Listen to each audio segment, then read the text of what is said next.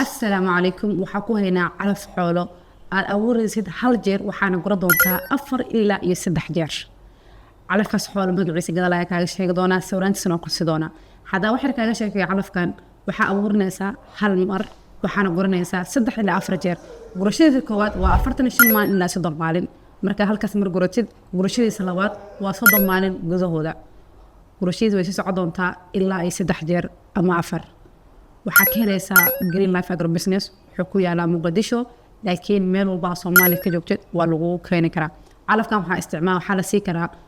ariga geela lo'da waa loo qalaji karaa ama suuqyada waa la sii karaa qofka ganacsatada uu ka faa'iideysan karaa kan xoolaheedana sidoo uu saf garay lacagtiisa uu abuur karaa waxaan ku haynaa tubadii waraabka loo isticmaali lahaa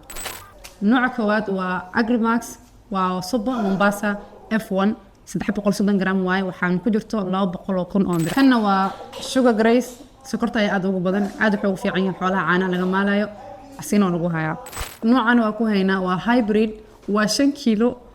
asigana waa naga helaysaa kana waa kaan ugu barateen Sudan Grass نوعنا وسكر لنا أجمع سيرس وهايبريد نوعنا وهنا نوع كلنا وهنا عص كان عص عاد طيفي عن نجات جابي